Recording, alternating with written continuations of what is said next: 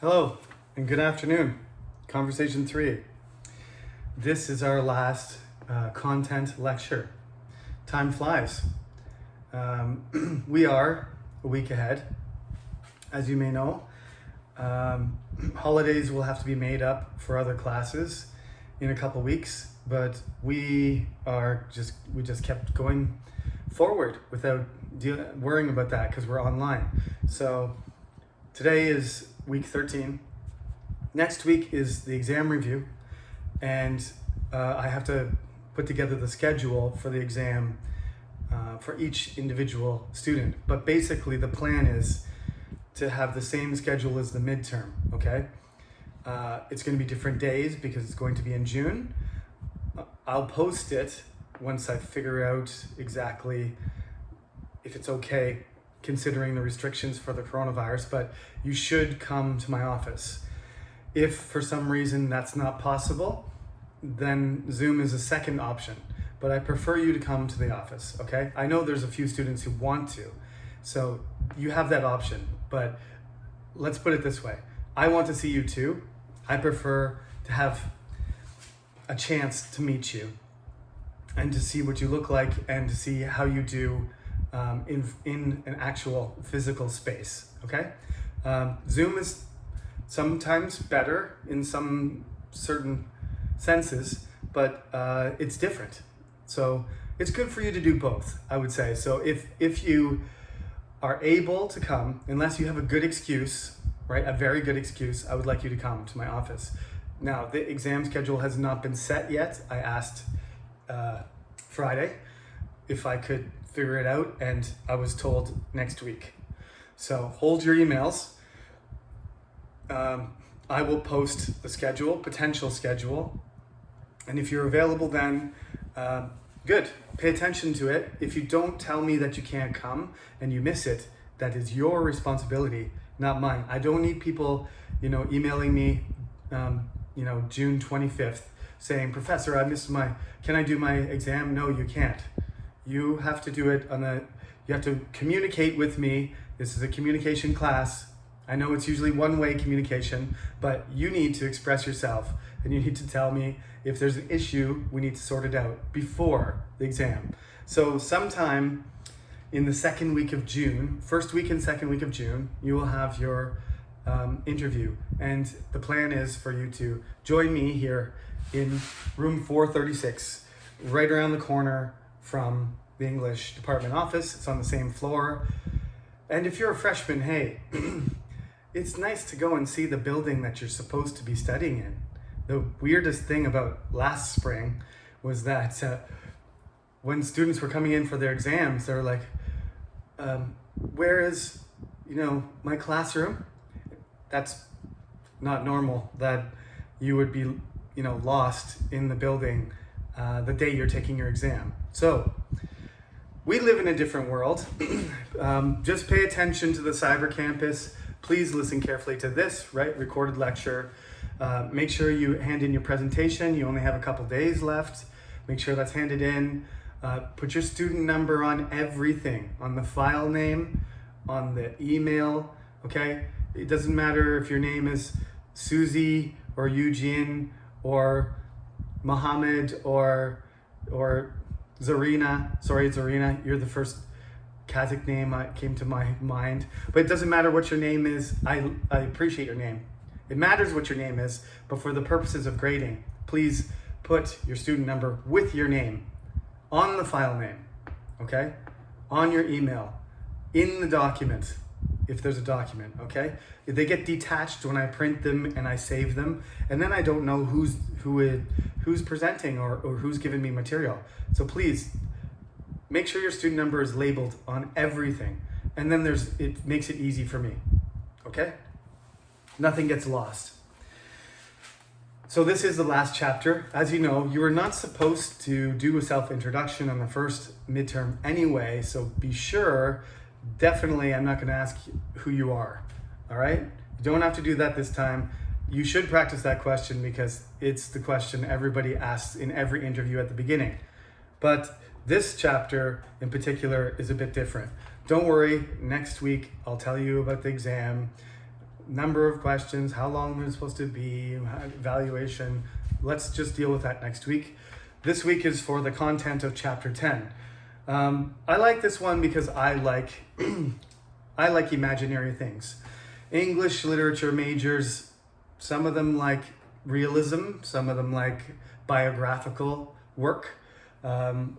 People in humanities, some people are historians, and they look at historical perspectives and historiology. But some people like fantasy and romance and science fiction and stuff like that. I like all of them. But when I was young, I liked fantasy, mythology, science fiction the most. So this kind of fiction we're talking about it's really about legends and superstitions and, almost like conspiracy theories. There was a release in the media a few days ago about an unidentified flying object, right? A UFO. Two Navy pilots were flying American fighters. I think it was in the Pacific, off of the coast of California. And they just saw this thing flying around that they didn't recognize, and then it just disappeared. Two of them. They claimed there was this flying object that just zipped in, is glowing and flying around, and then it just disappeared. Maybe it moved too fast, or it just vanished and teleported to another planet. Was it an alien? I don't think so. I think there are aliens. Let me say, you are allowed to give your opinion, okay? This is not me telling you what to believe or what not to believe. Let's just discuss this as adults, okay? There is a lot of stuff. There is a lot of technology out there that is unbelievable. Let's just look at it from this perspective. If I went back to the 19th century, before the Wright brothers even managed to get that cardboard metal bicycle flappy thing off the ground, which they called an airplane, it flew for like 100 meters and then crashed, right? Before that even happened, and people couldn't believe that the Wright brothers had done it. People in France in the newspapers were saying that they were lying, that the Wright brothers couldn't do that. Meanwhile, they were in, North Carolina doing loop-de-loops and curves and stuff like that. And people in France were like, that's impossible. Imagine we went back there and said, walked up to somebody in the mid-19th century like Queen Victoria and said, hey, Queen Victoria, here comes lunch. And a drone came down and dropped her tea and biscuits on the table and then flew away. What do you think Queen Victoria would have said? Probably not aliens. She probably would have thought it was like some sort of devil machine or something. I don't know what Queen Victoria would have thought. She was in the middle of the Royal Exposition and the World Expo, and all kinds of industrialization inventions were going on. Maybe she would have thought it was a steampunk thing, but she would have been blown away. And if there was a thought, they were the beginnings of science fiction thought that there might be other things happening. At that time, there wasn't really a strong, following for aliens. But certainly, this belief in aliens has gotten stronger and stronger the more technology that we have had. And that sort of makes sense, doesn't it? Now, human beings have all this advanced technology. Just think about it for a second. We didn't really think aliens were coming around. Like, the Egyptians didn't believe in aliens. The Egyptians believed in gods. There's a difference. When you watch the movie Stargate, and it's like Anubis is, dressed up as an Egyptian god, and he's got a gigantic flying pyramid, and he comes down and he sets it upon an Egyptian pyramid, and it fits perfectly. That's all nonsense, right? The Egyptians worshiped dogs and snakes and the sky and the underworld and stuff. They didn't worship spaceships, all right? They worshiped the stars, and they had scientific measurements. Okay, so let's just talk about this. Let's not look at the past through 21st century eyes. We believe things aliens are around us because we have technology that seems alien to our grandparents, right? My great grandparents, if I put on a jetpack and flew around them, like, you know, those people on YouTube, you can see the military, like the British military has got soldiers flying with flying jetpacks. You imagine what my great grandfather would have thought? He would have had a heart attack and fallen in the river. So probably most of these alien sightings are actually experimental technology. Technology's proceeding so fast that's the most likely answer. So, you know, I believe in aliens. I think they're aliens somewhere.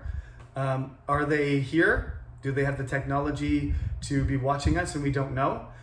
There's a tiny chance. I tend to go with the probability. The probability is there are experiments happening all over the place, secret experiments, military experiments. I'm not a conspiracy theorist. I'm just saying that's what militaries do. They test new technology. That's what scientists do. That's what research companies do. They come up, look at that robot dog.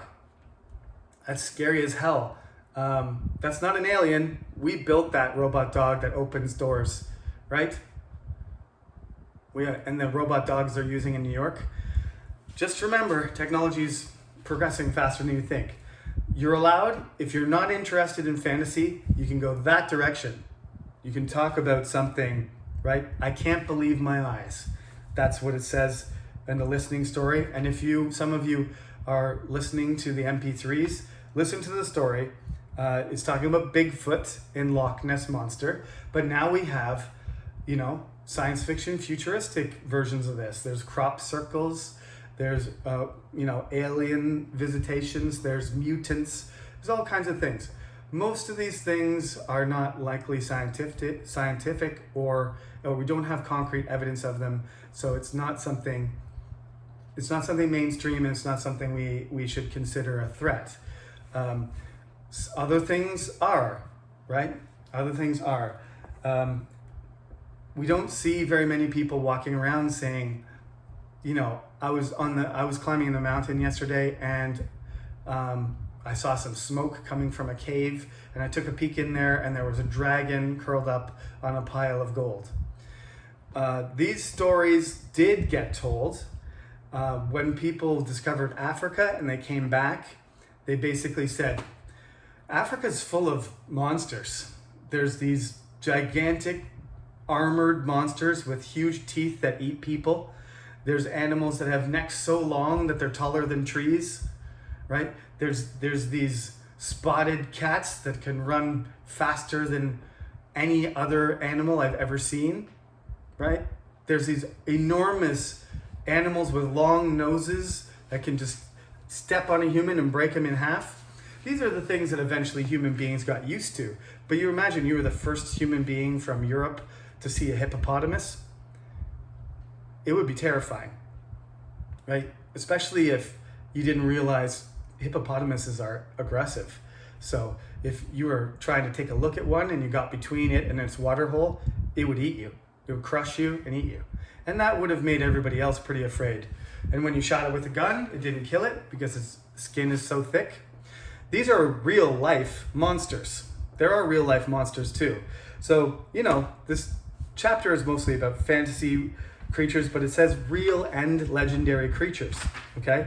So you're allowed to talk about it. This is kind of similar to the question about animals. So you know what I said? I'm going to ask you from the first set, right? We did all the way up to chapter 7, right? I believe. So on the first exam, we'll talk about this next week anyway. Don't worry about it for now, but I'm going to ask you one question from the midterm questions randomly and two from the next. So it's not likely that I'm going to ask you to tell me about an animal and tell me about a fantastic beast. I won't ask you both of those because they're kind of similar. So you have a choice between, you'll get to talk about a legend or a fantastic creature or an endangered, extinct, or interesting creature, one or the other. But you don't know you have to prepare for both because you don't know which one it's going to be, okay? So for grammar, there's a lot of, skepticism built into talking about creatures from a long time ago. So you're going to end up probably using certainties and possibilities. So you have to use the negative, right? You have to use not to express, skepticism or doubt about whether something is true. And you can insist that it's not true, right? Dragons could not have existed, right? So for here example, it couldn't have been a platypus. It probably was a rat. Yeah, well, if it was in Korea, it couldn't have been a platypus. They live in Australia, right? It could have been a really big gorilla. Maybe it wasn't Bigfoot. Well, there's no gorillas. Maybe it was a bear. Let's try that. Could have been a bear instead of Bigfoot. And no gorillas in North America as far as I know. You could also say, could it have been a human? Or it might have been a big gorilla. Could have been a big gorilla. Both work. Might it have been a human? Could it have been a human? Both work. They're both grammatical. No, it couldn't have been. I think you must have been taking a nap in the sun. If you say you must have been taking a nap in the sun, it means your brain is not working properly because you're overheated and you're dizzy and you just saw something that wasn't there. So you're hallucinating. So you got certainty and possibility. The past tense of must is must have been. The past tense of can't is it couldn't have been. So it couldn't have been a Yeti, it must have been a gorilla. It couldn't have been Bigfoot, it must have been a bear. Past tense of possibility. The past tense of can is could have been. The past tense of might is might have been. You might have imagined it. You may have imagined it, or you could have imagined it. Now, we're not going to really talk about doubt about ourselves, probably, but you might be using the plural form, right? So when I'm talking about the Navy pilots who both saw this object, this is usually when people think, hey, it must be true because two people saw it. Yeah, that makes it more credible than one. That doesn't make it true. It's more credible when you have recurring evidence and there's lots of people. So when thousands of people have seen it over and over again, then it becomes to, even if it seems mysterious or unbelievable, then people start to think, oh, yeah, maybe you're right. But there's a danger there too, because human beings have a tendency to believe what they want to believe, right? And if you go somewhere and you start looking for aliens and flashing lights, and you see a flashing light, and then you come back home and say, I saw it. I saw the alien. And then more people, it snowballs like that. So anyway, lots of people are superstitious. Stay away from the ghosts, okay? Because ghosts and vampires, that will be a different lesson. We're not doing them today, okay? So like mythological creatures, not gothic horror, all right? Not undead, no zombies, no Dracula, that kind of stuff, okay? You know what I mean? No vampires, no werewolves, okay? I'm looking for legendary creatures or beasts or sightings of strange animals like Bigfoot or the Loch Ness Monster, something like that, or real monsters. There are some great videos on YouTube you can find of real animals that seem like they are mythological beasts, like a giant squid. If you look for that, a giant squid, the mythological name for that giant squid is called a kraken, and there are giant squids that are like enormous, like 15 meters long. They can wrap themselves around a whale and attack a whale. Sperm whales and these giant squids are natural enemies. It's a sperm whale itself, a blue whale. They are giants of the deep. Those things are monsters. But just, a big dog or something is not a monster. So it's got to be something a little bit exotic, not just a regular animal. Okay, something extremely huge or dangerous. I don't think anybody talked about great white sharks, but dinosaurs would work as well. Okay, I don't mind you talking about dinosaurs, just no vampires. Okay, so it shouldn't be like supernatural related, but mythological creatures are usually tied into, you know, the history and culture of a nation, whereas these gothic, you know, characters and beasts, they tend to have evolved in a kind of, you know, more recent era where they were trying to represent some sort of metaphorical reality and communicate some sort of, you know, entertainment or idea to their contemporary people, right? And we still enjoy those stories, just like we do with the mythological ones. But they do have their own kind of set of rules, right? We don't really put them in the legendary creature category, mostly because they're more recent. All right? So I did say science fiction was okay though. So just stay away from the gothic stuff and the undead and the horror movies. But science fiction, real life, right? Monster, something that did live, like a dinosaur or some sort of mammal, prehistoric mammal or monster, mammoth or something like that. Those are all creatures that did live. They're all extinct now, but we know they lived and we have their bones and we have genetic evidence and we have, you know, footprints for them and reconstructed skeletons and timelines and rock and you know, we know the plants and the climate that they lived in. That's all fine, okay? Mythological creatures, dinosaurs, science fiction, real life monsters, like the Kraken. Okay, so this should be fun. It's not supposed to be a difficult question, really. Be descriptive. Talk about why people believe it or what's so interesting about it. Like, seriously, why are we so obsessed with dinosaurs? I love them still. I don't scratch little, you know, pieces of rock off bone all day, but some people do. And we funnel, you know, millions and millions, hundreds of millions of dollars to take care of these things. It's something about our past, something that's very real, but also something unbelievable. And it's a combination of those things. Actually, imagine what Korea looked like when the T-Rexes and the you know, Brontosaurus and Triceratops were wandering around here. It sparks again, this chapter is all about imagination. So you all have an imagination, so use it. Find something really exotic and beastly that's living now. Go into science fiction if that's what you like. Dinosaurs or prehistoric animals if you prefer that, or good old-fashioned mythology, you know, half horse, half man, dragons, griffins, okay, giant snakes, that kind of stuff. Okay, I hope you enjoyed the last topic, and good luck.